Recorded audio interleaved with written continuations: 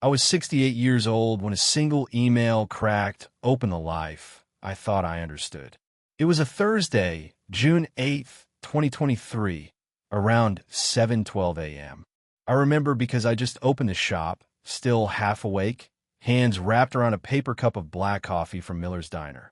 The place smelled like sawdust and WD-40, same as it had for the past 42 years.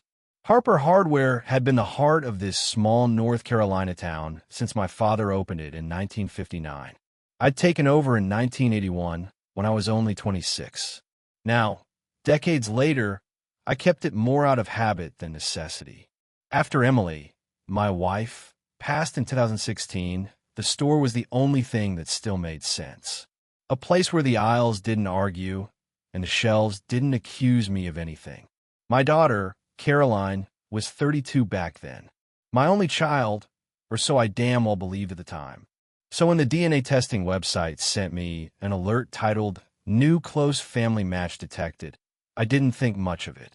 Maybe a distant cousin, maybe one of my nephews finally caved to curiosity. What I wasn't expecting was this. Possible daughter detected. 49.8% shared DNA. I stared at the screen for a long minute. At least 60 seconds, I counted. Then I refreshed it. Once. Twice. 4 times. By the 10th refresh, my coffee had gone cold in my hands, and my heart was hammering against my ribs so loudly it felt like everyone in the shop could hear it. A daughter? Another daughter? That wasn't possible. Or so I told myself, even as memories from nearly 4 decades earlier began crawling out of the dark corners of my mind. Her name was Lisa. Summer of 1989. A conference in Raleigh. Too much bourbon. Too little judgment. I hadn't thought of her in years. Hell, I'd pushed the memory so far away, I sometimes believed it wasn't even real. Emily and I were together even then, dating, not yet married, but we had hit a rough patch. I made the worst mistake of my life, and I confessed it to Emily a year later. We moved past it, but now I had a name on my DNA report. Match, Mara Crestwood. Estimated age 34. Crestwood. I didn't recognize that name, but the website gave me a photo. Not a full one, just a small profile image. And I swear to God, my knees almost buckled, because the eyes were mine. Same gray-blue shade, same downward curve at the outer corners. Emily always said they were the most recognizable part of my face. I must have stood there staring for a good 30 minutes before the chime, above the door, snapped me back to reality. "Morning, Dad," Caroline called. She walked in wearing scrubs from the urgent care clinic. Blonde ponytail, coffee in her hand, sleep-deprived expression. She'd been pulling extra shifts since her husband, Eric, got laid off again. I tried to act normal, but when she leaned over the counter and hugged me, my stomach twisted with guilt I didn't fully understand yet. "Everything okay?" she asked, picking up immediately on the tension in my voice. I nodded too quickly. Way too quickly. "Yeah, just tired." She tilted her head. "Tired? Or stressing about the estate stuff again?" I flinched. Subtle, but not subtle enough. 3 months earlier, I'd updated my will, something adults my age aren't supposed to procrastinate. It was simple. Caroline would inherit everything. The shop, the land, the house, the $3.5 million I'd accumulated through sheer stubborn work over the decades. Caroline didn't know the exact amount, but she had an idea. I planned on telling her everything that weekend. But suddenly that plan felt like it was made of paper, fragile, unreliable, easily torn. "I'm fine," I said again. She stared at me for a second longer, then let it go. For now. The rest of that morning blurred past in a haze. I'd help a customer with a drill bit, then check my phone every 3 minutes. Stock a rack of screws. Check again. Ring someone up. Refresh the DNA website. By 11:23 a.m., I finally gathered enough courage to click the message button on the match. I typed, "Hello, Mara. I believe we may need to talk." I hovered over the send button for a full minute before pressing it. My fingers shook the whole time. Then I waited and waited. At 2:19 p.m., A notification appeared. Message received, but no reply. Not yet. At 4:57 p.m., just before closing, another one came through. Mara, I've been hoping you'd reach out. I think we need to talk too. My entire body froze. Some part of me, some stubborn, terrified part, was hoping this was a mistake. A glitch. A misread. But no. The moment I read her message, I knew this wasn't just a possibility. It was real. And something told me this wasn't going to be as simple as a reunion with a long-lost daughter. There was something else in her message. A tone. A heaviness. Something unsaid. I didn't tell Caroline. I didn't tell anyone. That night, after closing the shop, I sat alone in my truck for almost 20 minutes before driving home. My hands wouldn't stop shaking. My mind kept repeating, what does she want? What does this mean? What happens now? At 7:41 p.m., I wrote back, when and where would you like to talk? She responded almost instantly. Tomorrow. 10 Uhr morgens. Cafe Linden, downtown. I'll be in the booth by the window. Her confidence threw me off. Most people in this situation would have been nervous, hesitant, but she seemed prepared, like she'd been waiting, like this wasn't a surprise to her at all. I barely slept that night. I kept walking from room to room in my quiet house, turning on lights, turning them off again, opening drawers, checking things, thinking about Emily's photo on the hallway table, thinking about Caroline's kindergarten art still pinned to the fridge. Yes, even after 30 years. Thinking about Mara, thinking about the eyes that match mine. By 5:58 a.m., I gave up on sleep entirely. Took a shower, put on a clean button-down, tried to calm myself down. Didn't work. At 9:12 a.m., I pulled into the parking lot of Cafe Linden. I could see her through the window, dark brown hair, a navy jacket, a nervous way of tapping her thumb against a mug. She didn't look like trouble. She didn't look like someone who would turn my life upside down. But looks can lie. I walked in. She stood up. For a moment, neither of us spoke. Then she said, voice shaking slightly, "You're Harold." And I said, "You're Mara." We sat. We ordered coffee. And in that small booth, with sunlight spilling across the table, she told me the first truth.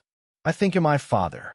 But the second truth, the dangerous one, the one that would later unravel everything, she waited until the end of our conversation before saying it. My mother passed away last year. She left behind records, letters, and something else. I swallowed hard. What kind of something else? She looked at me with those same blue-gray eyes. A lawyer. I blinked. A lawyer? She nodded, and he said I have legal rights. To what you own. To your estate. My entire world tilted.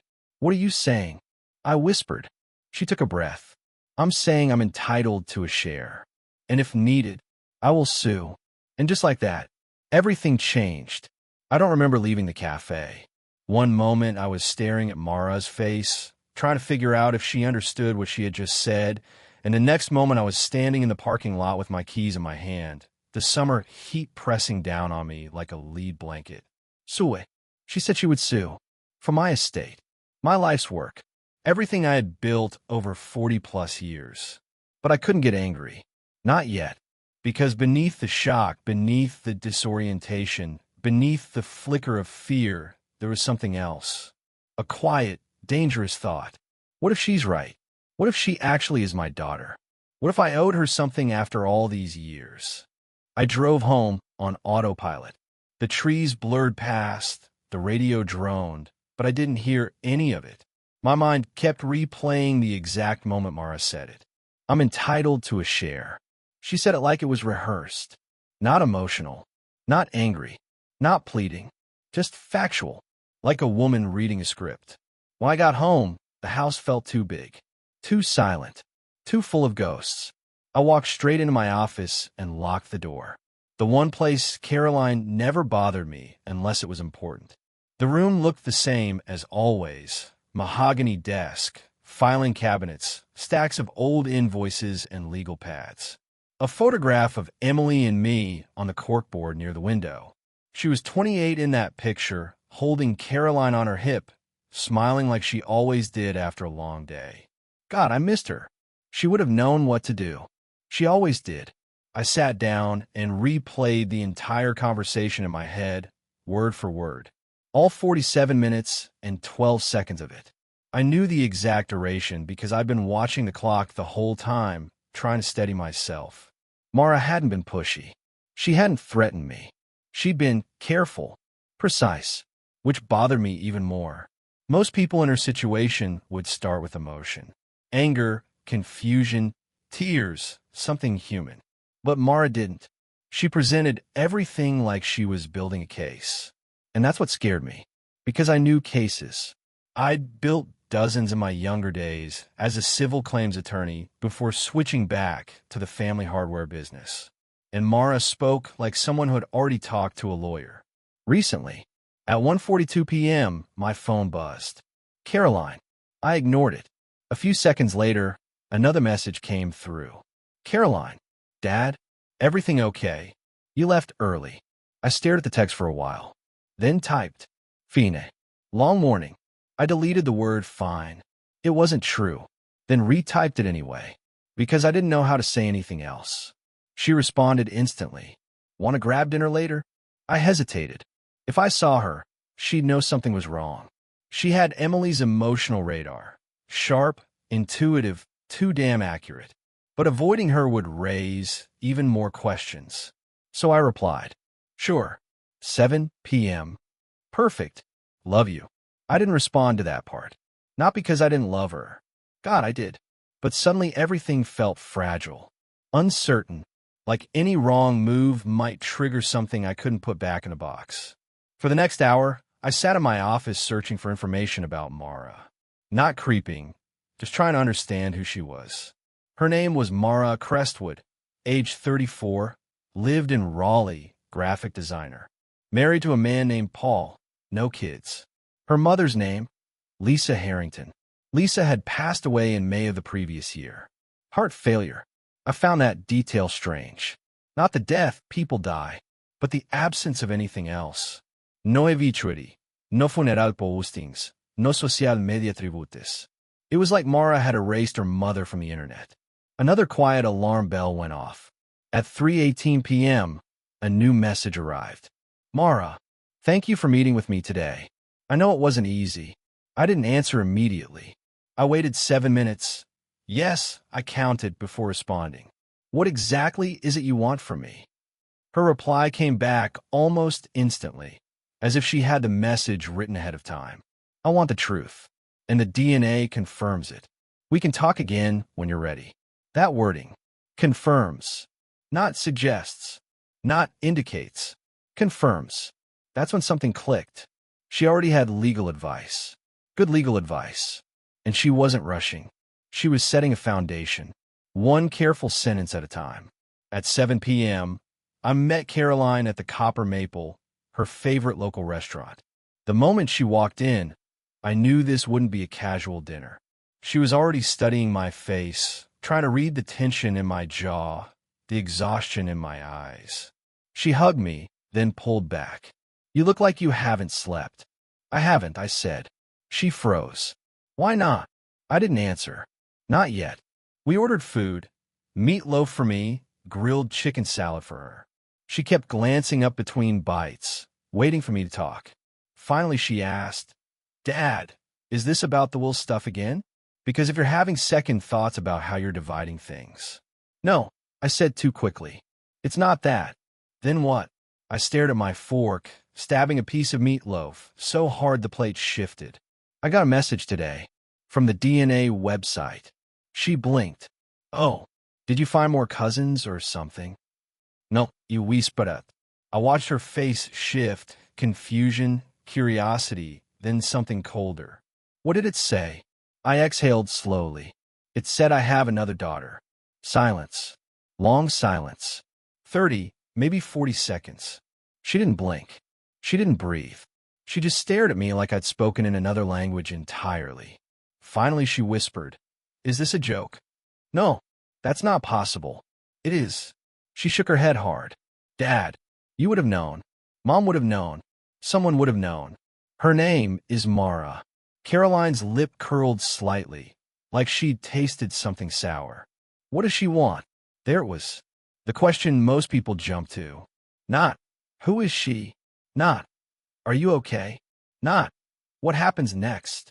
Just, what does she want? I force myself to answer. She wants to talk, and she thinks she has rights. Caroline's eyes snapped up. Sharp, alert, terrified. Rights to what? I heard the panic rising behind her words, but I didn't soften the truth. My estate. No, she snapped instantly. Absolutely not. No, it's not that simple. Yes, it is. She was loud enough that two older men at the next table glanced over. She lowered her voice, but the fury didn't drop with it. She has no right to take anything from you. Or from me. She might, I whispered. Legally. Legally? Caroline laughed a short, bitter laugh. You're a lawyer. You know how this works. You don't just get to show up 30 years later and demand money. She's not demanding yet, but she will. Caroline's hands were shaking. People like that always do. I frowned. People like what? But she didn't answer. She just looked away, jaw tight. We left the restaurant around 8:26 p.m., and the drive home was so silent it felt painful. When we pulled into my driveway, she didn't get out immediately. She stared ahead, then said softly, Dad, please don't let her take what's ours. The word stung. Caroline, nothing's being taken. Nothing is happening yet. She finally turned to me, and her eyes were wet. Just promise me you won't make any decisions without talking to me first. I promise. But as soon as she opened the door to leave, she said something strange. Quiet. Almost too quiet to catch. She can't have it.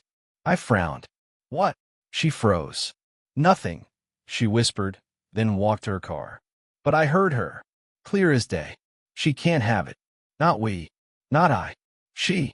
Caroline wasn't scared. She was threatened. And for the first time since this ordeal began, a cold thought slithered through my mind. What does Caroline know that I don't? That night, around 11:53 p.m., I opened the email Mara had sent earlier. Attached were 3 documents. One was a copy of the DNA test. One was a scam letter from her mother, dated March 5th, 2022. And the last was something that made my hands shake uncontrollably. A legal document drafted but not yet filed. Titled, Notice of Intent to Pursue Inheritance Rights, Potential Offspring Claim. My chest tightened so hard I had to sit down. Because this wasn't the beginning. This was step 2, maybe even step 3. Mara hadn't come to meet her father. She'd come to claim her stake. And for the first time, I realized something terrifying. She wasn't acting alone. Someone was guiding her. Someone who knew the law. Someone who knew my assets. Someone who knew what pressure points to push. But the scariest thought wasn't about Mara. It was about Caroline. Because her reaction, her panic, her eyes, none of that was shock. It was fear. Fear of something she already suspected. Something she already knew. And suddenly, the daughter I had raised for 32 years was no longer the safest part of my life. She was a question mark. A dangerous one. I didn't sleep that night. I barely even closed my eyes. The house felt different now. Like every board in the floor had a secret to tell. Like every quiet corner held a memory I hadn't lived yet. At 3:17 a.m., I found myself in the kitchen, staring into a cup of cold coffee, replaying everything I'd heard Kalis say on that recording. I'm entitled to what's mine. He'll croak soon anyway. Once the money comes, I'll be out of this stupid town. Those words felt like a knife scraping along the inside of my chest. Not because she wanted my estate. Not because she was angry. But because she didn't see me at all. Not as a father. Not as a man. Just as a bank account with a pulse. And yet, a part of me still wanted to love her. Still wanted to believe there was more behind her bitterness than greed. That hope is what dragged me out of the kitchen and toward the old cedar chest in the guest room. The same chest that had belonged to Marissa, my wife, and held every memory from the life we built together. I wasn't sure what I was looking for. Answers? Clarity? A sign? Or maybe a reminder of the man I had been before this storm arrived. I hadn't opened the chest in years. The hinges gave a soft sigh as the lid rose, and the smell of faded perfume and old paper drifted out like a ghost exhaling. Inside were the artifacts of a former life. Our wedding album, clippings of news articles about the business, Marissa's favorite scarf, my late daughter Lily's baby blanket, a bundle of sealed envelopes tied with a fraying yellow ribbon. I froze. The envelopes had my name on them. My breath hitched. I knew what they were. Letters from Marissa. She used to write them whenever we had long stretches apart, business trips, hospital stays, or moments when spoken words felt too heavy for her lungs. But this bundle was different. These are ones she never gave me. My hands trembled slightly as I lifted the stack out of the chest. The ribbons slipped free, and the letters slid softly across the blanket inside like autumn leaves settling to the ground. There were 7 in total. I shouldn't have opened any of them. But grief and confusion make thieves of us all. I opened the first one. My love, I think you should sit down. Daniel, I don't know where to begin. Maybe I shouldn't begin at all. Maybe this letter ends up staying in this chest forever. Maybe it gets burned one day. But if you're reading this, then something forced the truth out of hiding. I made a mistake 24 years ago. I've lived with it every day since. My heart went still. I read faster. I was afraid of losing you.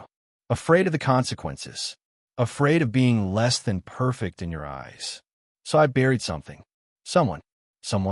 My fingers tightened around the page. Before you, before our marriage, before the life we built. I had a daughter. The room tore open around me. Air punched out of my lungs. I gripped the letter with both hands because my knees were threatening to give out. I was 19. I wasn't ready. Her father wasn't in the picture. I made the choice to give her up for adoption because I couldn't give her the life she deserved. I told myself I would tell you someday. But someday never felt like the right time. You were so good, so steady. I didn't want to stain our life with the mistakes I'd made before it even began. Her name was Kayla. I dropped the letter. I actually dropped it. My world ruptured like a fault line snapping beneath my feet. Kayla wasn't some accidental DNA match from a bar romance I never knew about. She wasn't a mistake from my past. She wasn't mine at all. She was Marissa's. Marissa's daughter. My wife's secret.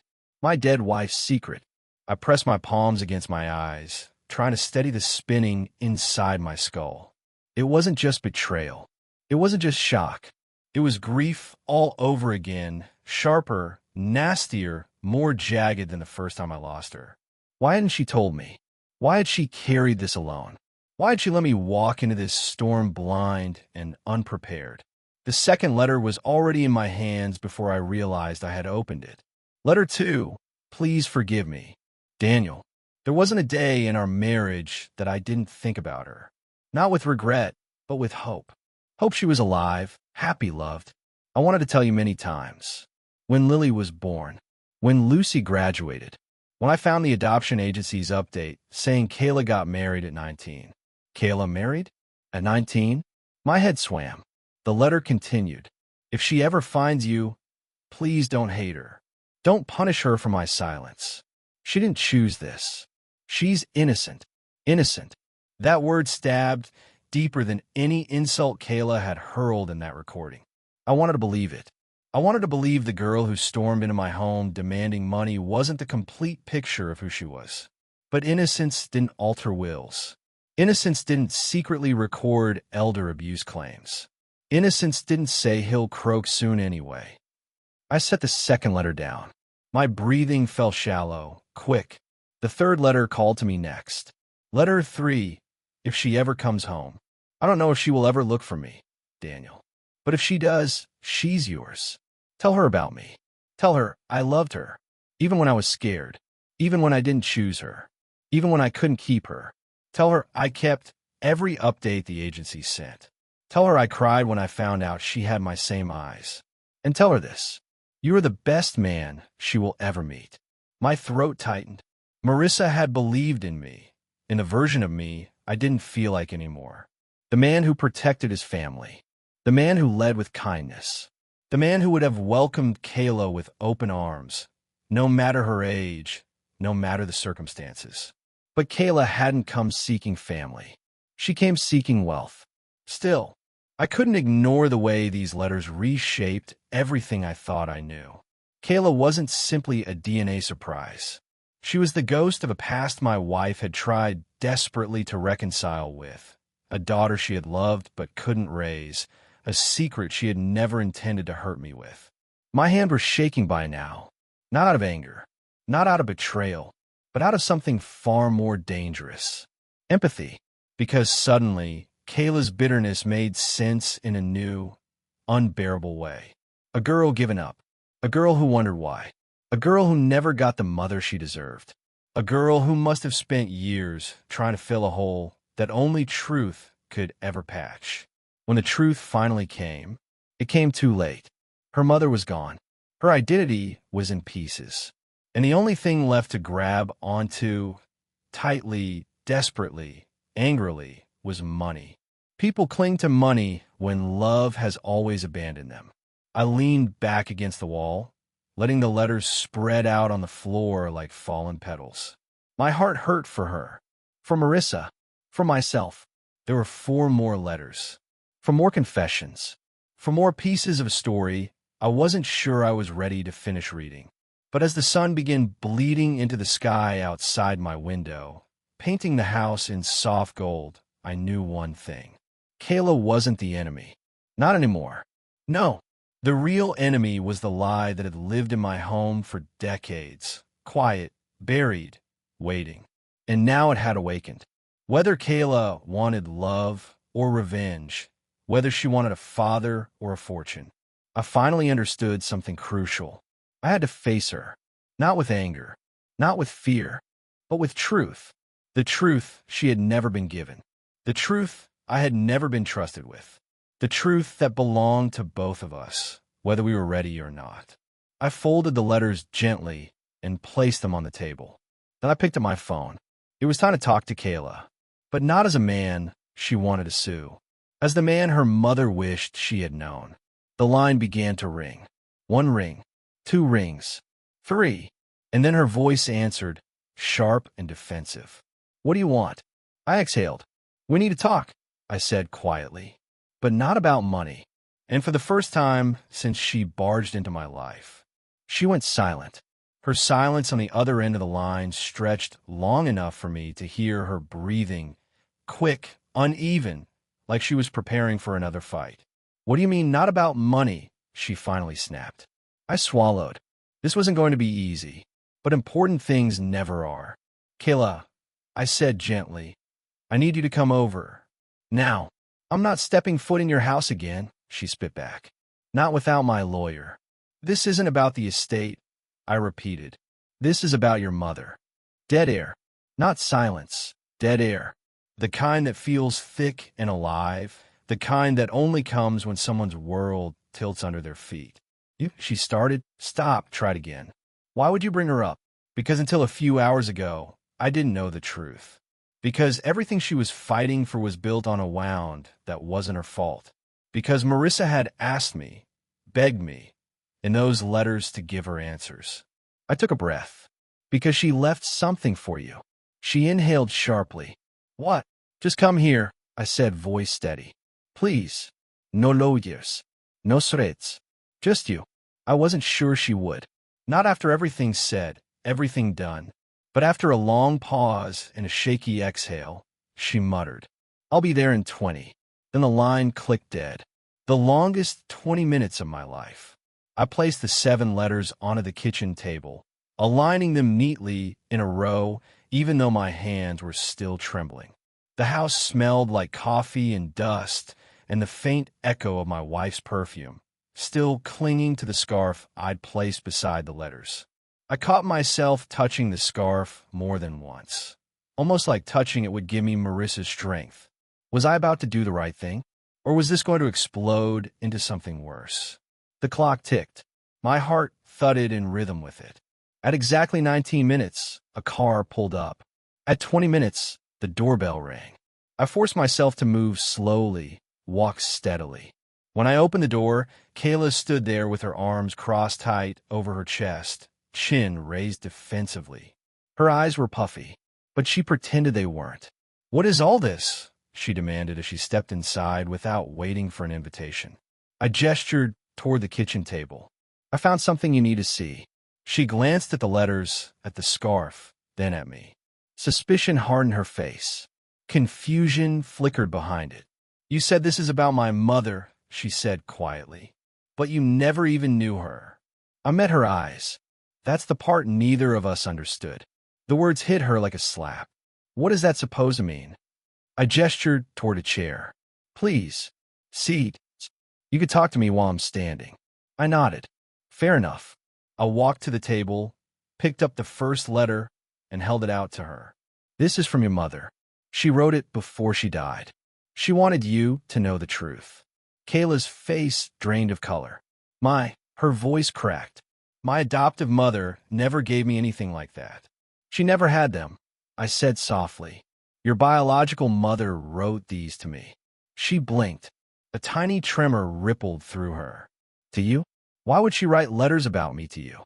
Her voice was rising, panic simmering underneath. I placed the first letter on the table between us. "Because she didn't tell me you existed," I said quietly. "Only found out last night. You were my secret, Kayla." I shook my head, heart heavy. "You were hers." She froze. Every part of her went still. Eyes wide, lips parted, breath stopped. "No," she whispered. But it didn't sound like a denial. It sounded like a prayer. I slid the first letter closer to her. "She explains everything." Kayla snatched it up with a shaky hand. Her eyes darted across the page. At first, she read fast, angry fast, defensive fast. But then she slowed. Her brows pinched. Her lips trembled. And then her breath hitched so sharply she pressed her hand to her mouth to keep a sound from escaping. The words splintered. "She gave me up. She was 19, I said. She thought it was the best thing for you." Kayla's breath became ragged. She shook her head over and over, as though trying to dislodge the truth. "No," she whispered. "She couldn't have. She wouldn't have." Her voice broke completely. "She left me." She said it like a confession, like a wound. I felt something inside me ache. "She didn't leave you," I whispered. "She let you go because she loved you. She spent years trying to find courage to tell me. She hoped you'd come looking one day." Kayla clutched the letter like it was the only thing keeping her standing. "For what?" she cried. "Why would she want me to find you? You weren't even her husband then. Why you?" The question wasn't angry. It was desperate. I answered honestly. "Because she said I would treat you the way she wished she could have. Because she trusted me to accept you, to protect you, to love you." Kayla flinched like the word burned. "Don't," she whispered. "Don't say that. Don't pretend you care. Kayla, you don't know me," she shouted. "You think a few letters suddenly make you some kind of father figure? I'm 34 years old. I don't need a dad." Her voice shook violently. Tears spilled down her cheeks before she even noticed. "I needed a mom," she choked. "I needed her. Not you. Not these stupid letters. I needed her." Her knees gave out. I caught her before she hit the floor. And for a moment, she let herself be held. Not like a woman at war, but like a child who had held herself together for far too long. She sobbed in my shoulder, raw, broken, guttural sobs that sounded like they'd been trapped in her bones for decades. "I didn't hate her," she wept. "I just wanted to know why. Why wasn't I enough?" My own eyes burned. "She wanted you," I whispered fiercely. "She loved you. She never stopped loving you. She carried you every day of her life." Kayla's hands fisted in my shirt. "But she never came," she cried. "She never tried to find me. She thought you were better off," I said. "She thought staying away protected you." Kayla pulled back, face streaked with tears, mascara smudged. "It didn't," she rasped. "It ruined me." The level of pain in her voice hollowed out my chest. I lifted her chin gently. "You deserve the truth. You deserve love. And you deserved your mother's voice." I pointed to the letters. "She gave you that. It's all I can give you now." She stared at the papers through glassy eyes. Then she whispered the smallest word I'd ever heard from her. More. What? More letters, she croaked. Are there more? Yes, I said. 6 more. She nodded slowly. I want to read them. Take your time, I murmured. She sat at the table, gathering the letters with trembling hands.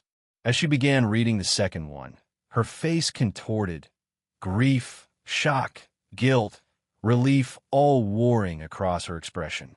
When she reached the part where Marissa begged me not to hate her, Kayla closed her eyes and whispered, Mom, not Marissa, not her, just Mom. The words seemed to break her all over again. She finished the second letter, then the third, then the fourth. Her tears never stopped. Neither did mine. After 40 minutes, she set the final letter down with a soft thud, as though it were made of glass. She wiped her cheeks with the back of her hand. Her voice was hoarse when she finally spoke. I'm so sorry. For what? For everything, she whispered. For the recordings, the threats, the lawsuit. I didn't know. I didn't know any of this. I thought she abandoned me. I thought you were just some rich old man I could, I don't know, punish for it. I sat down across from her. Kayla, I said gently, you don't owe me an apology. You were hurting. She shook her head. No, I was cruel and greedy and lost. She looked at the letters again. How could she love me, she whispered, if she gave me away? She didn't give you away, I said softly. She gave you a chance. Kayla broke again, but this time quieter, softer, grief instead of rage. After a long, trembling breath, she asked the question I knew was coming. What happens now? Everything in my life, in her life, in Marissa's memory, pointed to one answer. We start over, I said. If you want to. Her lower lip quivered. I do, she whispered. And then, so quietly I almost missed it. But can I come back tomorrow? To read them again? Of course. She nodded, gathered the letters, held them against her chest like a lifeline. And for the first time since she entered my life, Kayla said, Good night, Dad. She left before I could answer, but I whispered it anyway. Good night, sweetheart. Kayla didn't come back the next day, or the day after that, or the day after that. I told myself I wouldn't worry. I told myself she was processing everything, letting the truth settle. But on the fourth day, when my doorbell remained silent and the letters stayed untouched on the kitchen table, my stomach twisted into something tight and familiar. Fear. Not fear of losing money. Not fear of court. Not even fear of betrayal. Fear of losing her. Again, I'd barely had a chance to know her, but the thought of fading back into silence, of her returning to resentment, anger, or worse, felt unbearable. Still, I didn't call, didn't text, didn't push. She needed space. At least, that's what I kept repeating, even though my hands hovered near the phone more times than I'd admit. On the 5th morning, the universe finally gave me an answer. The doorbell rang. The return.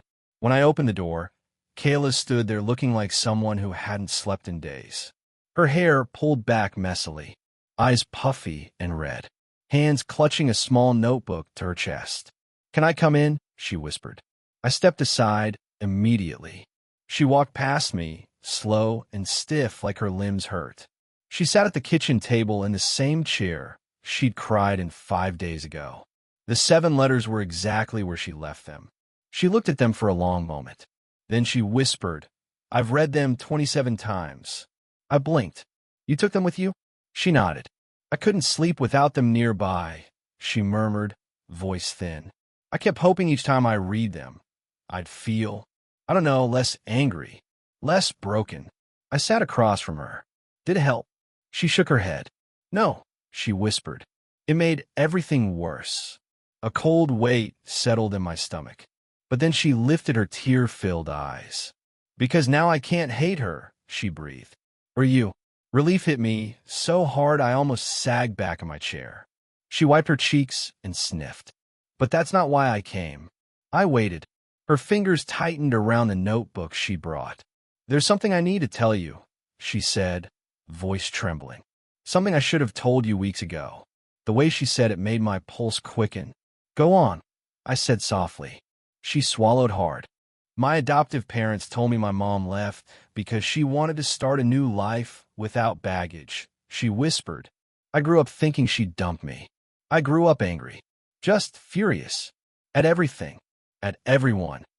Her voice cracked, and I didn't know my real father was still alive. They said he died before I was born. The words hit me like ice water. They lied to you? I whispered. She nodded. All my life, she murmured. She opened her notebook, flipping to a page filled with messy handwriting. I wrote down everything I remember her saying about you, she continued. I wanted you to know what she told them. She handed me the notebook. I didn't read it yet. I looked at her instead. Why are you giving this to me? Kayla wiped her eyes again. Because you deserve the truth too, she whispered. Not just me. My chest tightened painfully at the sincerity in her eyes. I'm glad you came back, I said quietly. She gave a weak smile. I almost didn't. Why? She hesitated, and then her next words made my blood run cold. Because Mark told me not to. The husband problem. The name hit me like a warning shot. Your husband? I asked. She nodded, staring down at her hands. He doesn't like the idea of all this, she whispered. All this meaning the truth. I asked. All this meaning you, she corrected. That stung more than I wanted to admit. What does he think I'm going to do to you? I asked carefully. Kayla let out a bitter laugh. Oh, he's not worried you'll hurt me, she said. He's worried you won't. I frowned. Explain. She took a shaky breath. When he found out you didn't fight the lawsuit right away, he told me it meant you felt guilty, that you'd pay anything to avoid public embarrassment. He wanted to push harder. My jaw clenched. And you agreed? I asked. She looked ashamed. I didn't know what else to do. He said I deserved something for my childhood, that a DNA daughter should get a fair share. But after reading those letters, she lifted her eyes, filled with regret. I realized I wasn't fighting for justice. I was fighting out of hurt. And Mark? I asked. How did he take that realization? Her lips trembled. He told me to stop coming here. Told me the letters were manipulation. Told me if I kept showing weakness, you'd take advantage. And do what? I asked sharply. Love you. Kayla's breath hitched. That's what I told him, she whispered. My stomach twisted. How did he respond to that? She hesitated. He threw my phone against the wall. A cold rage slid through me. Did he hit you? I asked, voice low and dangerous. She shook her head quickly. Not me. Just the phone. He was angry, not violent. That is violence, Kayla. He didn't touch me, she repeated, as if trying to convince herself. I forced myself to breathe slowly. Did you feel safe? I asked. She didn't answer. That was enough. You can stay here, if you need to, I said immediately. Her eyes widened. No, she said quickly. I have to figure things out myself. I don't want to run to you like some charity case. You're not charity, I said firmly. You're family. She flinched at the word. You shouldn't say that. Why not? Because I don't deserve it, she whispered. I leaned forward. Kayla, I said softly, you deserve the truth, love, and family. None of this was your fault. She covered her face with her hands, letting out a broken sob. I don't even know who I am anymore. I stood, walked around the table, and placed a gentle hand on her shoulder. You're my daughter, I said quietly. If you want to be. Her breath shook, her shoulders trembling beneath my hand. I do, she whispered. The brother's shadow. Kayla stayed for almost 2 hours. We talked, really talked for the first time.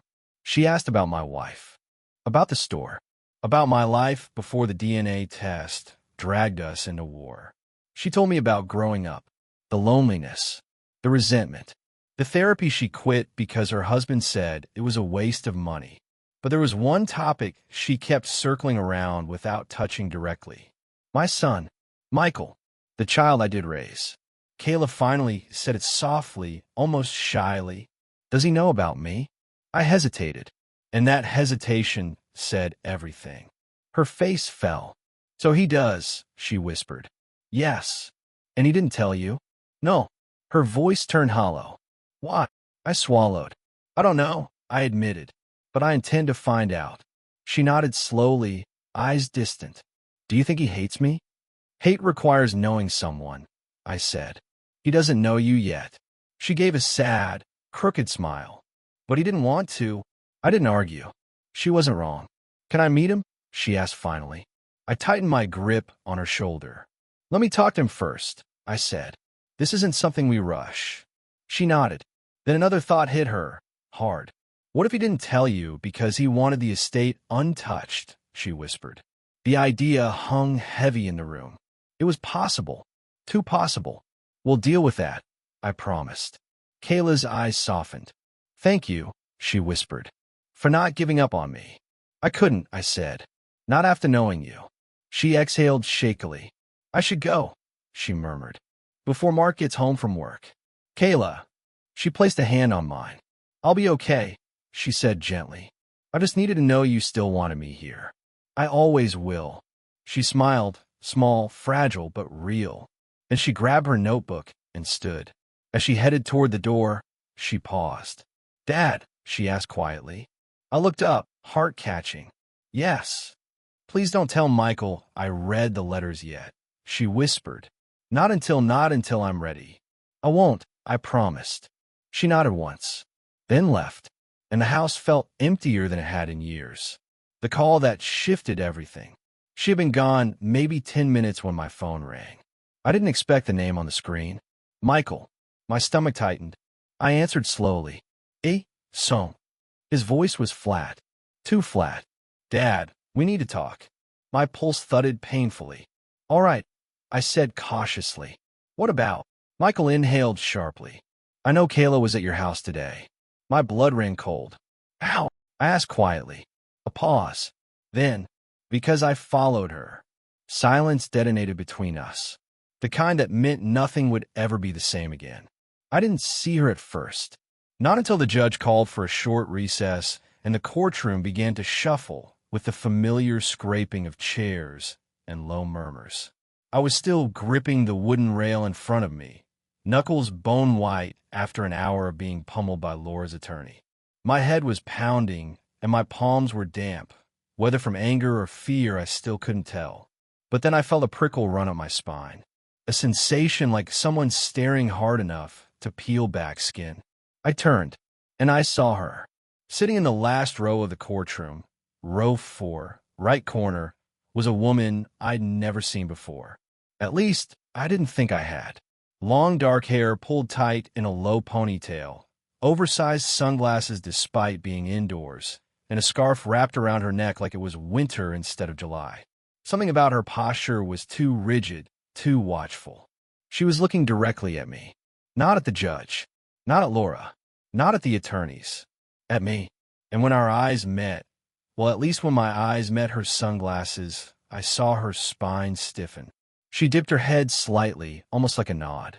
Not friendly, not threatening, more like acknowledgement. Then she stood up, turned, and walked briskly out the back doors. I froze.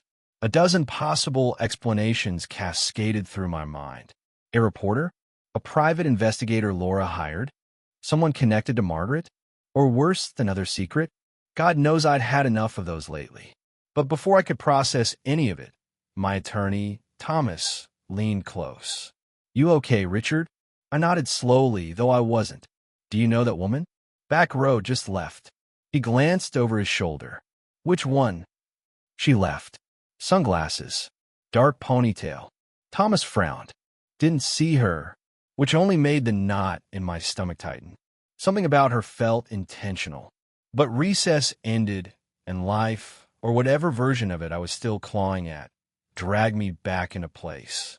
The judge re-entered, the bailiff called the room to order, and I found myself staring once again at the woman who wanted half of everything I had built. Half of everything Margaret and I built. Half of the legacy meant for Sarah. Laura, my almost daughter, my maybe daughter, my could-have-been daughter. Her attorney stood again, a practiced movement smooth as glass. Your Honor, we have one final exhibit to introduce today. Thomas muttered under his breath. Of course you do. I braced myself. The courtroom's overhead lights hummed softly. The air felt too still again, like it had the morning my life split open, like something terrible was about to happen. My mouth went dry. The attorney lifted a USB drive. Exhibit 19. An audio recording. I flinched. Not again. Thomas shot to his feet. Objection. We haven't reviewed this file. The other attorney smirked. Defense was provided a copy an hour ago. Thomas whispered. They sent some corrupted file I couldn't open. The judge sighed heavily. Is the recording relevant? Yes, Your Honor.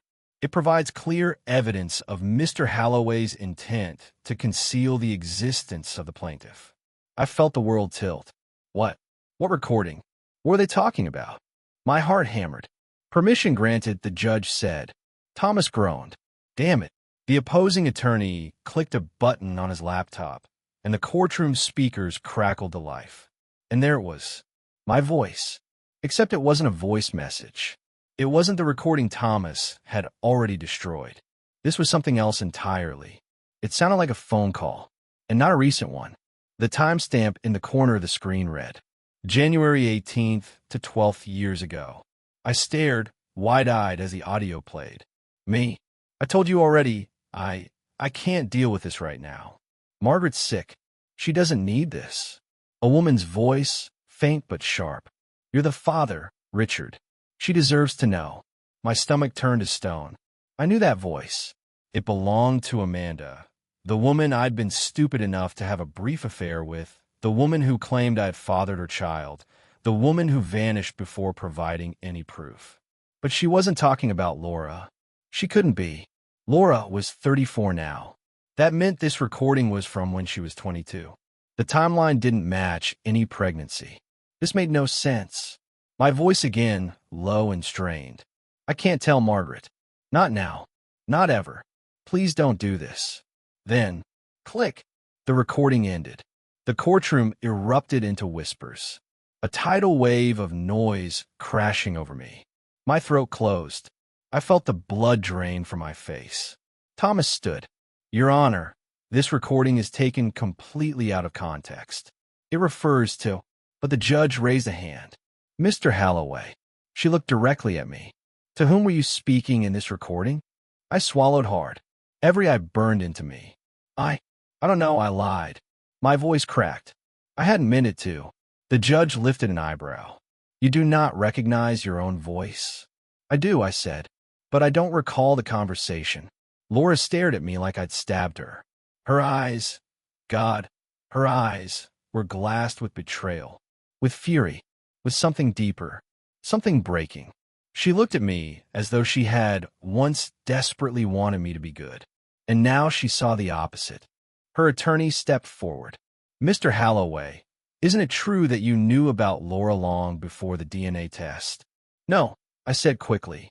Isn't it true that you try to hide her existence from your wife? No, that this recording proves your prior knowledge. I said no. It came out louder than intended. Too loud. The judge frowned. Mr. Holloway, control yourself. But I couldn't. My head was spinning. My chest squeezed tight. What the hell was that recording? And why now? Laura looked down, shoulders shaking. When she finally looked back up, her voice was small. You lied to me. Laura, I didn't. You lied to everyone. I didn't know about you, I said, throat raw. I swear it. I swear on Margaret's grave. Her face twisted. That means nothing to me. I felt something inside me shatter. And then, the back door opened. Quietly. No kriak. Just a soft click. I turned without thinking. The woman with the sunglasses was back. Except now the sunglasses were gone. And her eyes, icy, piercing gray, locked onto mine with the kind of certainty that made the hair on my arms stand straight up. She didn't sit this time. She stood just inside the doorway, hands clasped in front of her, watching the courtroom like a hawk watches a field. She wasn't a spectator. She wasn't casually observing. She was waiting. For what? I didn't know. But every instinct screamed that she was tied to this, to the recording, to Laura, to something much bigger than I understood. Thomas nudged me. Richard, focus. But I couldn't, because the woman in the back row lifted her hand slightly, barely in motion, and pointed 2 fingers at the USB drive the attorney had plugged in. Then she tilted her head very slightly. A signal. A warning. A message meant only for me. The judge called for order. The attorneys argued. The courtroom buzzed with voices. But I heard none of it. All I could see was that woman, and the way she turned, calmly pushed open the door, and slipped out again without a sound, leaving me with a new, sickening understanding. Someone else was involved in this case. Someone working behind the scenes. Someone who didn't want the truth to stay buried. And whatever that truth was, I wasn't going to like it. Not one damn bit. The moment the judge adjourned for the day, I felt my legs go weak. Not from age, though lately my body had its own opinions about standing for long periods, but from the crushing weight of everything that had happened in the last hour. The recording, Laura's expression, the mysterious woman whose presence felt like a ghost dragging chains no one else could hear. Thomas walked beside me as we left the courtroom. He didn't speak at first, which I appreciated. Lawyers tend to fill silence with noise. But Thomas, to his credit, understood that I was drowning in my own thoughts. We waited until we were outside and halfway down the stone steps before he finally said, "We need to talk about that recording." I rubbed my forehead. I don't know what to say. I don't remember that conversation. You don't remember, or you don't want to remember? I stopped walking. Thomas, I never knew about Laura. Ever. Not until she showed up at the store with that damn DNA printout. He studied me for a moment, eyes narrowed behind his glasses. Then something is off. Way off. I didn't need to be told that. We walked to his car. I was about to climb in when I saw something tucked under the windshield wiper. A white envelope. No name on the front. No handwriting. Just a blank envelope on a public courthouse vehicle. Thomas plucked it free. That wasn't here earlier. Open it, I said. He hesitated. You sure? Yes. He tore the seal and pulled out a single folded sheet of paper. We both leaned in. Typed. No signature. No date. Only 2 sentences. Don't trust the recording. Check the files from January 18th. Thomas blinked twice. What the hell? My stomach dropped. January 18th. The date shown in the corner of that audio file. My vision tunneled for a moment as possibilities raced through my mind. Someone knows something, I whispered. Thomas folded the paper back into the envelope. We need to be careful. Careful. The word felt useless now, because whatever was happening wasn't random. It was orchestrated. Someone had dug into my past, my real past, the one I buried under 20 years of routine and quiet. Someone had used a piece of it to twist this case in ways I didn't yet understand. And the woman in the sunglasses? If I had to bet money, she was the one who left the letter. When I got home that evening, the house felt colder than usual. Grief lingers in places long after the people who caused it are gone. Margaret's absence sat in the walls, the quiet corners, the unwashed coffee mug in the sink that I couldn't bring myself to move. I poured myself a glass of water, set it on the table, and stared blankly at the dark window. For the first time in days, I allowed myself to think about something other than lawyers and DNA and accusations. I thought about Laura, her eyes, her small, hopeful smile the first day she walked in, the way she looked when the recording played. What if she truly believed I had abandoned her? What if she genuinely thought I'd known about her all along? What if this lawsuit wasn't greed, but pain? The thought hollowed me out. My phone buzzed on the table. A message. Unknown number. At first, I didn't want to look. I didn't want one more shock, one more threat, one more rope tying me to a past I already regretted enough. But something in me knew I had to. I picked it up. A single message. You didn't deserve Margaret. My blood ran cold. I typed back immediately. Who is this? Delivered. No response. I tried again. If you're involved in the case, I'm reporting this. Nothing. Just the glowing message staring back at me like a slit-eyed monster in the dark. You didn't deserve Margaret. The words churned in my gut. Someone knew about my marriage, about my regrets, about the affair, which meant this wasn't random. This was personal. The next morning, I arrived at Thomas's office early, So early even the coffee machine hadn't finished brewing. He was sitting at his desk already, stacks of documents spread like a fortress around him. Richard, he didn't look up. You need to see this. He slid a folder toward me. The label read, Audio File, Raw Version. Where did this come from? I asked. He tapped his keyboard. I had my tech guy pull metadata from the corrupted file they emailed us yesterday. And it wasn't corrupted. He lifted his eyes finally. It was encrypted. Someone didn't want us to open it before court. My heart thumped hard. What was inside? He pushed the folder closer. The original recording. The whole thing. Not the edited version they played in court. I opened the folder with trembling fingers. Inside was a transcript, 3 pages long. I began reading, and instantly I felt heat rise to my face. The conversation, the same conversation, was different. The part they played in court captured maybe 20 seconds. But the full call?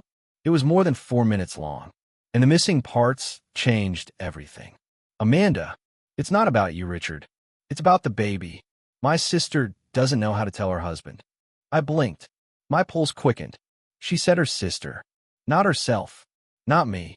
Not her child. Her sister. Her sister was pregnant. Her sister needed help. Her sister wanted advice. My part of the call was me telling Amanda, not my ex-lover, but my friend, that I couldn't deal with more stress because Margaret was sick at the time.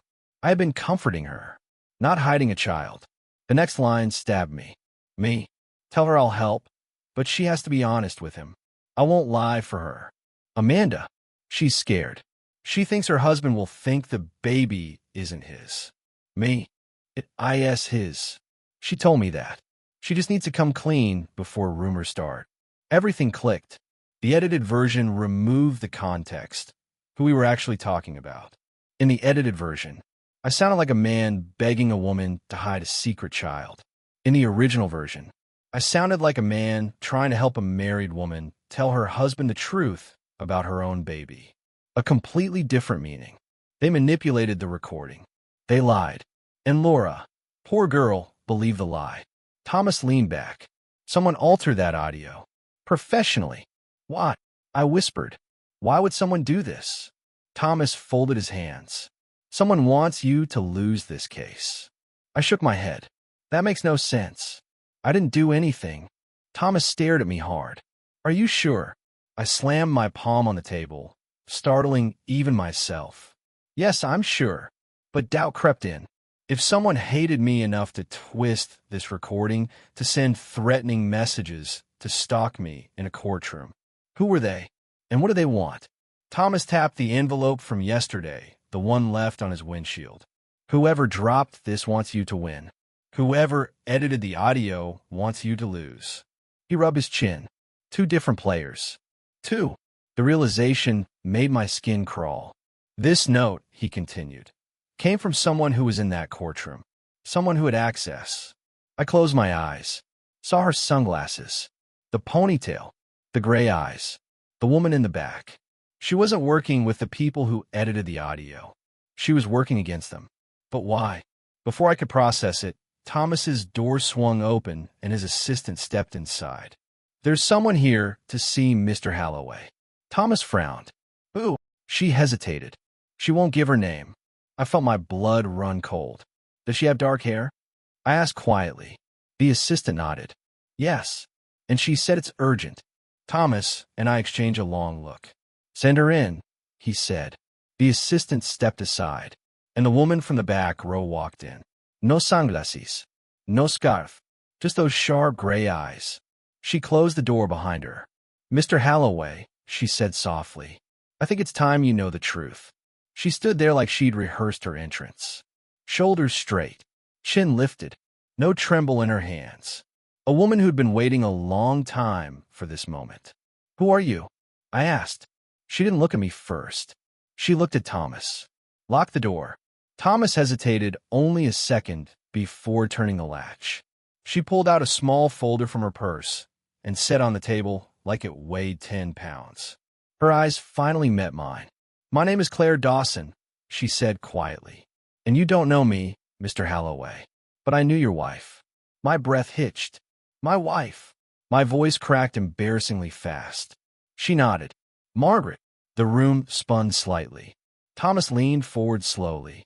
In what context did you know her, Miss Dawson? Claire hesitated, her fingers tracing the edge of the folder. I was her nurse. Every muscle in my shoulders tightened. Margaret had 3 nurses during her last year. Home care nurses assigned by hospice. I remembered 2 of them clearly. But the third? Wait, I whispered. You were the night nurse.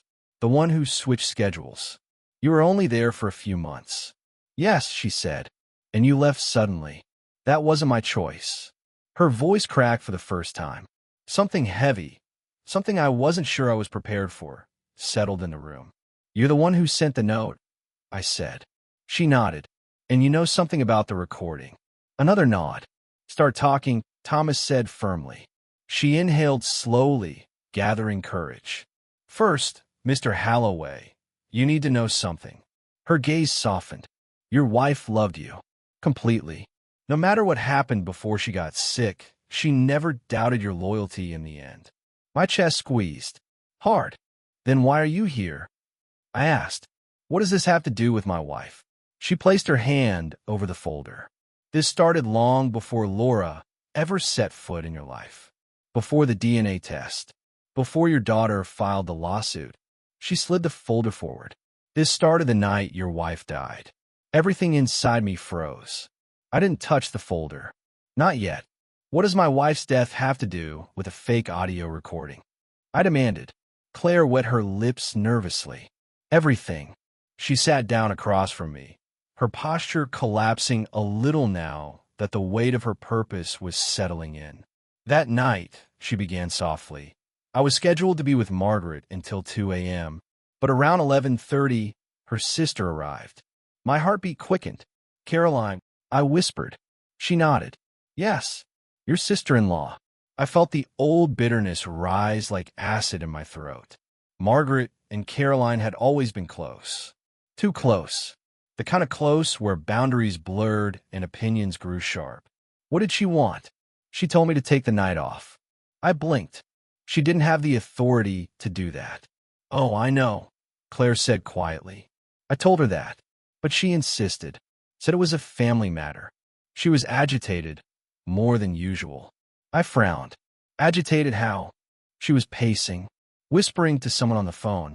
I didn't hear the whole conversation, but I heard her say he won't go through with it. I know he won't. My skin prickled. He? I echoed. Who was she talking about? Claire shook her head. I don't know. But she was angry. Frantic. She looked directly at me. And you need to understand something else. Your wife was still awake at the time. She heard Caroline, and she started crying. My throat tightened painfully.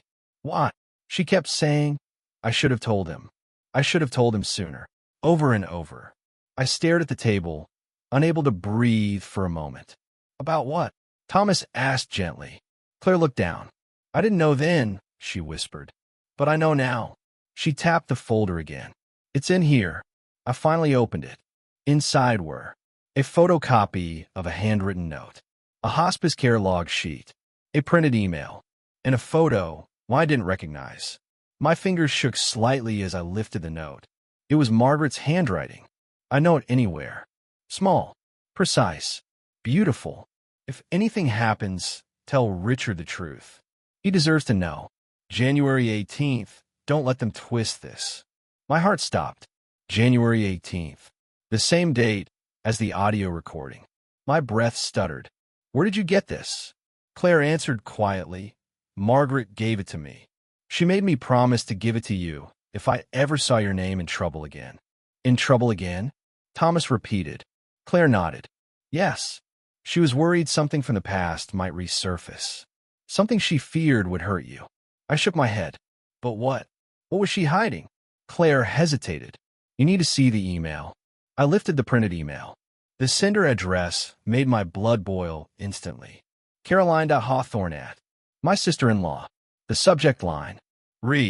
His insurance. Make sure the file is updated. Dated January 18th. The same date. The same damn date. Thomas leaned in. Insurance? Updated how? I read the body of the email, and my stomach turned. If he refuses to sign, we'll use the documentation from Amanda. He won't fight it if he thinks he's responsible for that child. Just make sure the nurse isn't there when I arrive. I slammed the paper down and stood up so fast the chair hit the wall. What child? I shouted. What the hell were they planning? Claire flinched but didn't look away.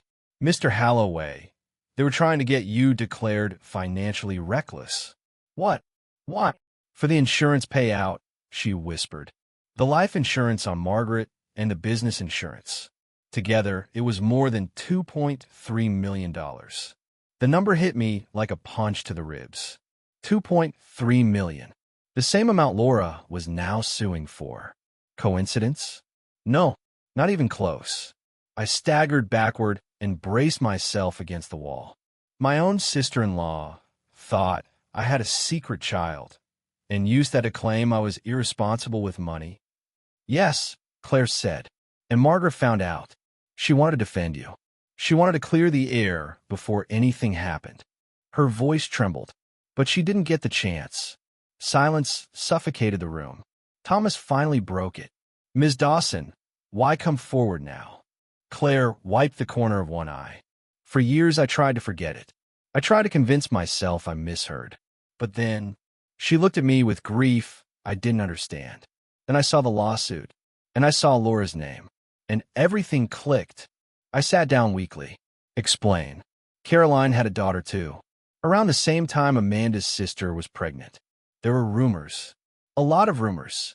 Rumors. Rumors I never paid attention to because I trusted my wife's family more than was wise. Claire continued.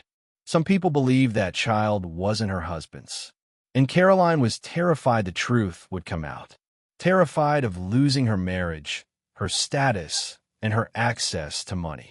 And she tried to pin the baby on me. I whispered. Claire nodded slowly. She thought you were an easy scapegoat.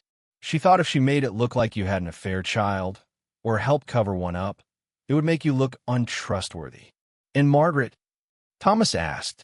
Margaret was going to tell you the whole story. She didn't want you blamed for someone else's scandal. I covered my face with both hands. My wife died with a secret. A secret meant to protect me. A secret that came back, in the form of Laura. My daughter wasn't my enemy. She was collateral damage in a 20-year-old lie. Claire took a shaky breath. And the audio recording? I believe Caroline was behind that too. My stomach twisted hard. She had access to everything. Documents, old phone logs, emails. The recording might have been real, but it was edited. Deliberately. To point the finger at you. And Laura was manipulated, Thomas said softly. Claire nodded. Yes, and I think you're not the only one Caroline lied to. Her last words hit like a hammer. I think Laura was raised on a lie. I blinked. Raised how? Claire leaned forward, voice low. I think Laura was told a story about her biological father that wasn't true. A story her mother believed, or was forced to believe. And someone used that story to drag you into this. Histoire de hair. Why would anyone do that? Claire's eyes filled with pity. Because Mr. Holloway, someone wanted your estate long before Margaret died. And now that she's gone, they wanted even more. The floor felt like it tilted. Thomas whispered, Dear God. I swallowed hard. Are you saying someone used Laura as a weapon? Yes, she whispered. And I think I know who. My pulse pounded. Who? Claire closed her eyes. And when she opened them, her answer was a knife. Your brother. When the gavel struck and the judge's voice faded into the vaulted echoes of the courthouse, the world I thought I controlled, barely, desperately, finally shattered. It was strange. In the movies, courtroom victories come with dramatic music, tears, embraces. But real life was colder, quieter, more surgical. The judge ruled in Jessica's favor. Not just in a token sense. Not a symbolic slip of inheritance or a courtesy gesture to the newly discovered daughter. No, the ruling was decisive, almost brutal in its precision. Jessica Moore is hereby recognized as a legal heir to the estate of the late Samuel Porter.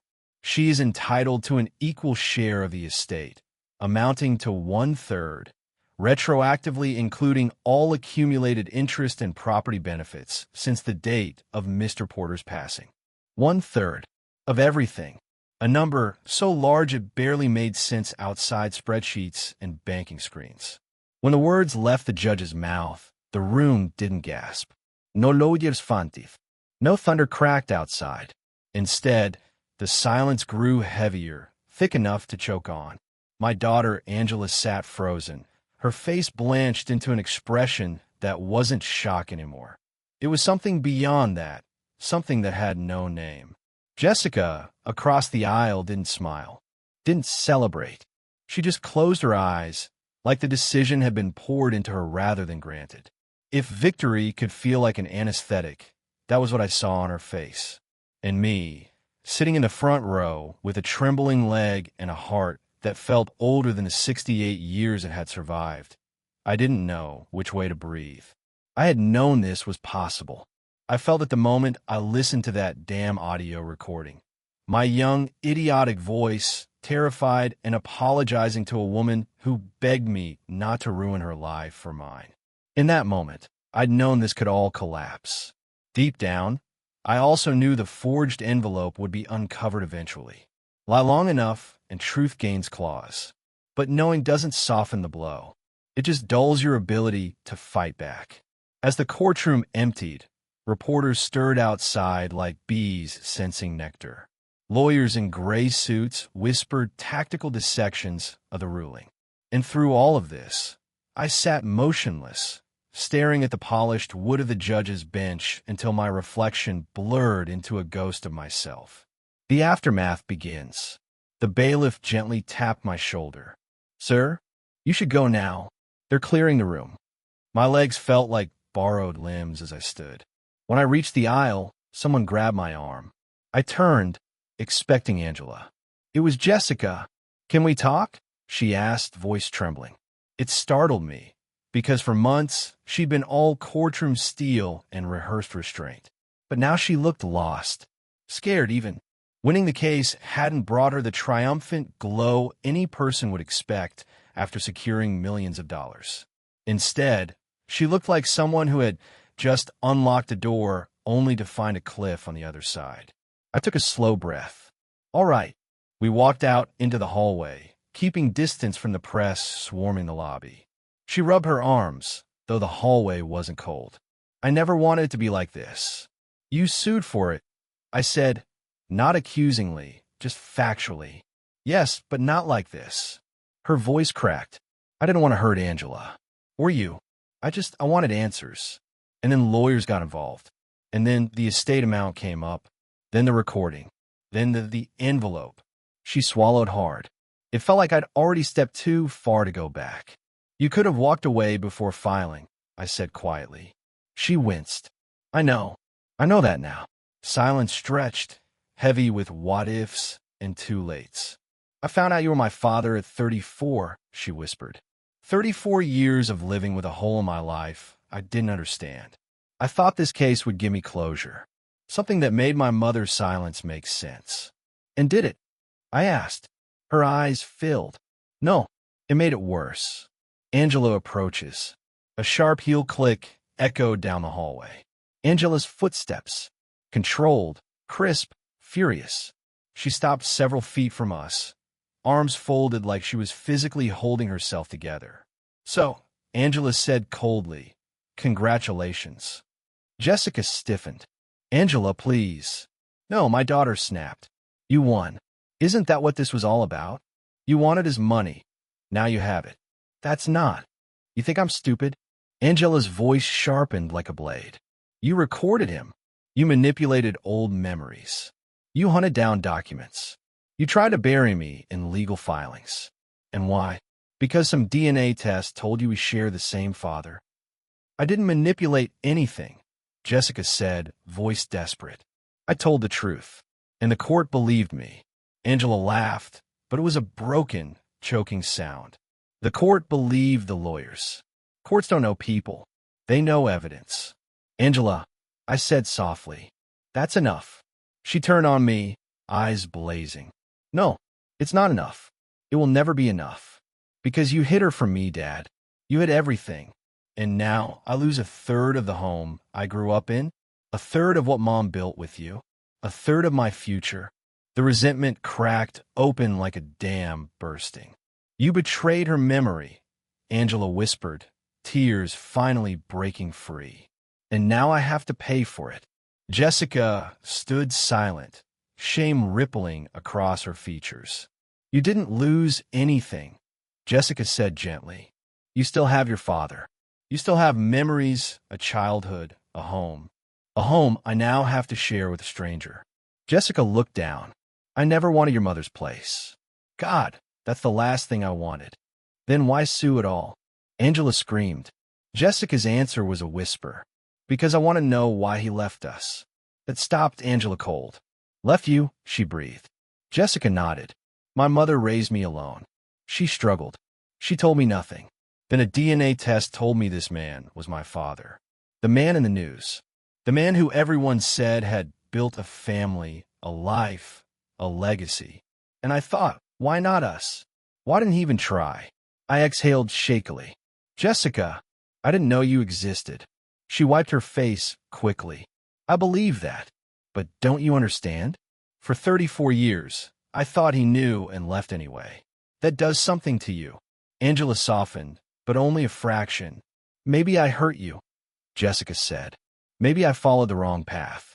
Maybe winning was the worst possible outcome. I don't know. I just know I didn't want to be invisible anymore. The old regret, standing between both daughters, one forged in years of memories, the other in years of longing. I felt smaller than ever. I thought age would bring wisdom. Turns out it just brings more opportunities to regret. We can fix this, I said finally. Angela shook her head. Some things can't be fixed. Jessica whispered, please, don't let this be the end. Angela took a step back. I can't talk to either of you right now. And then she walked away before either of us could respond. Jessica covered her mouth, tears spilling silently. I placed a hand gently on her shoulder. Give her time. She looked up at me, eyes red and hopeless. Do you hate me now? Be honest. No, I said. But you're disappointed. I paused. I'm disappointed in all of us. Her face crumpled at that. The press gauntlet. When we finally stepped outside, cameras flashed like lightning. Microphones stabbed forward. Voices shouted questions faster than I could process. Mr. Porter, any comment on the decision? Jessica, do you feel vindicated? Did you manipulate the evidence? Is the family relationship salvageable? Will you appeal the ruling? What does this mean for the Porter estate? Jessica trembled beside me. She wasn't used to this attention. She never wanted to be a headline. I stood straighter, shielding her with my shoulder. No comment, I muttered firmly. She looked at me, surprised. Why did you do that? She whispered when we finally reached the parking structure. Because you're my daughter, I said. It was the first time I'd spoken the words aloud. She broke into sobs. The long drive home. We parted ways in the garage. She got in her modest sedan. No luxury car, no sign of greed. Just a woman overwhelmed. For a moment, I watched her sit behind the wheel, gripping it like the world was spinning too fast. Then she nodded at me through the glass, started the engine, and drove away. I walked to my truck, older, dented, familiar, and lowered myself inside. The silence there felt heavier than any courtroom. My hands shook as I leaned forward and pressed my forehead to the steering wheel. For the first time since this nightmare began, I let the weight of everything fall on me. The lies, the years, the regret, the lawsuit, the daughters, the love I didn't know how to give or how to divide, the guilt I didn't even know I carried until it bared its claws. I had won nothing. I had lost nothing tangible. But somehow, I felt more defeated than the one who lost the case. Somewhere between grief and exhaustion, I whispered into the empty truck, I'm sorry. I'm so damn sorry. And the steering wheel whispered nothing back. The weeks that followed the ruling felt like living inside the hollow shell of someone else's life. My days were quieter, colder. Even a hardware store, normally bustling with regulars who came in more for conversation than for bolts or paint, felt disjointed. People either tiptoed around the subject or tried, awkwardly, to offer sympathy in the wrong direction. Court should have respected family. Old Mr. Hendricks muttered over a bag of screws. That girl didn't earn that money, someone else whispered. But others said, she had a right, you know. DNA doesn't lie. Everyone had an opinion. Everyone had a version of the story, a piece they repeated like folklore. And yet none of them actually knew.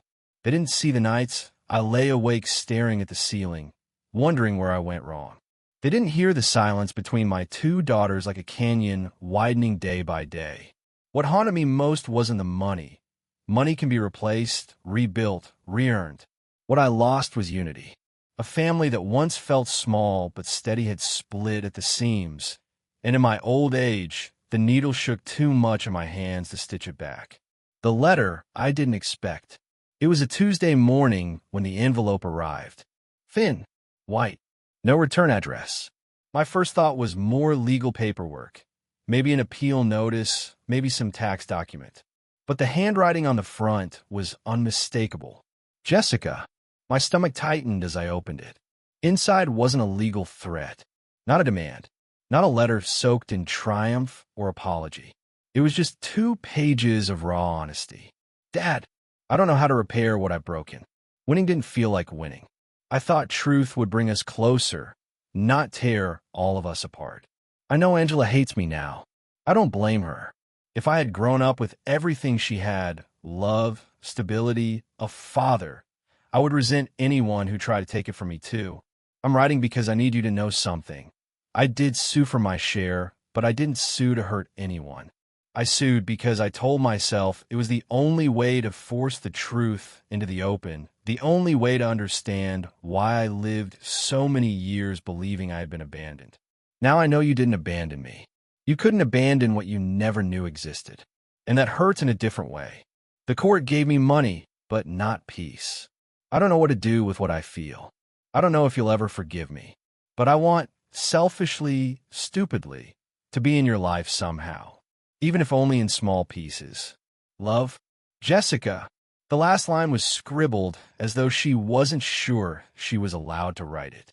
I sat with the letter for a long time, staring at the loops of her handwriting. It reminded me of my own mother's script, something fragile, elegant, unsure of its place in the world. And for the first time since the ruling, a strange feeling settled in me. Not peace, not forgiveness, but possibility. Angela's walls. I walked up the gravel path to Angela's house later that week, clutching Jessica's letter in my coat pocket. Angela's house had always been warm. Chipped porch steps, a yellow front door, flower pots overflowing with whatever she decided to rescue from the clearance rack at the nursery. But today the house felt colder, quieter, like grief had found its way into the cracks of the wood and settled there. She opened the door before I knocked. Her eyes were swollen, not from crying recently. No, this was the kind of swelling that comes from crying once, deeply, and then refusing to cry again. Dad, she said, voice flat. What do you need? To talk. She stepped aside reluctantly. The silence inside her home felt like a living thing. Even the clock on the wall ticked softly, as though it didn't want to disturb the tension. You said. Angela didn't. She sent me a letter, I began. Good for her. She's hurting. Angela's jaw tightened. She won millions of dollars. She'll survive. It's not about the money. That's easy for you to say, she snapped. You didn't lose anything. I looked at her, really looked at her. The anger on her face wasn't sharp anymore. It was crumbling, brittle, ready to collapse under its own weight. Angela, I said softly, I lost both of you. Her eyes flickered. Her breath hitched. You didn't lose me, she said, but it came out small. I did, I replied gently. Not because you walked away, but because I failed you. I should have told you the truth as soon as I found out. I should have trusted you with it. I should have prepared you. You didn't know she existed, Angela whispered. No, but I knew once she came into our lives, everything was going to change. And I let fear make me clumsy. I let shame make me stupid. Angela sat across from me slowly. Dad, I'm not angry at her. Not really. I'm angry at the situation, at the unfairness of it, at how Mom isn't here to explain what she thinks about all this, at how I'm supposed to share something she built. And you don't have to forgive her right now, I said, or ever. But don't carry hatred, it will hollow you out. Her eyes softened. You think I hate her? I think you hate how all this made you feel. She swallowed hard. We sat in silence for a long time. Finally, she whispered, I don't hate her. I just don't know how to accept her. That's enough, I said. For now, the meeting. 3 weeks later, after many hesitant texts and long pauses, the three of us agreed to meet. Not at my house. Not at Angela's. Certainly not in any public place where reporters could swarm again. We met at the lake behind the old lumber mill, the place Angela and I used to fish when she was 10. The water was still, reflecting the gray winter sky. Jessica arrived first. She stood nervously by the railing, hands clasped tightly. When Angela walked up the hill, Jessica froze like a deer bracing for impact. No one spoke for the first minute. Then Angela inhaled and said, I don't know how to do this. Jessica nodded slowly. Me neither. I'm not ready to call you family, Angela said, eyes sharp. I'm not ready to pretend none of this happened. I understand, Jessica said, voice trembling. But, Angela continued, I'm willing to listen. Jessica's shoulders slumped with relief. Thank you. They sat on the bench. I stood behind them, letting them take the space they needed. Jessica spoke first.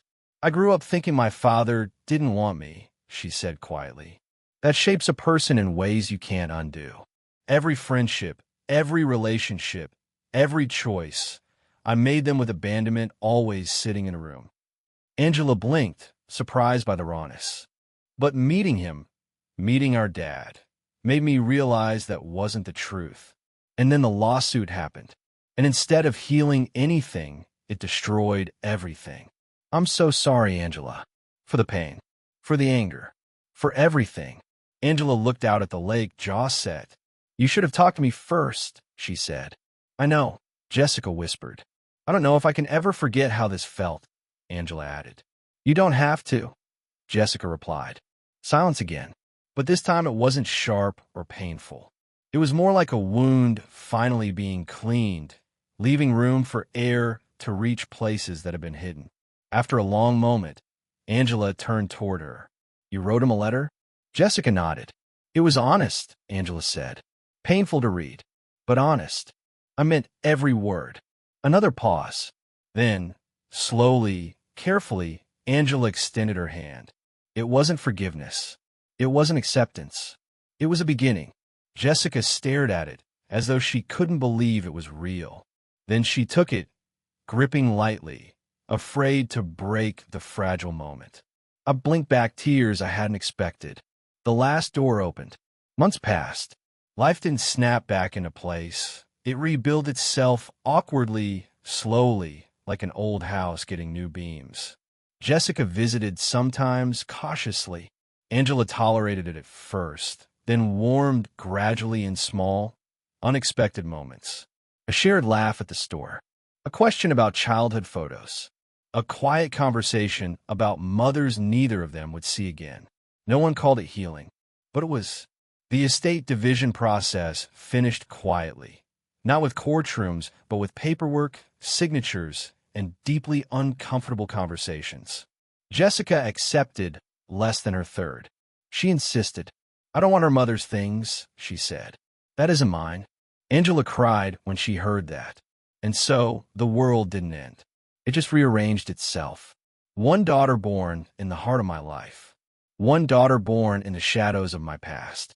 Both standing beside me now, unsure but willing. On my 69th birthday, the two of them stood together in my kitchen, frost glowing on the window and a ridiculous chocolate cake between us. Make a wish, Angela said. I looked at them. Two lives I never thought would intersect. Two reasons I still woke up every morning with something worth trying for. I already got my wish, I said. And for the first time since all of this began, both my daughters smiled at the same time.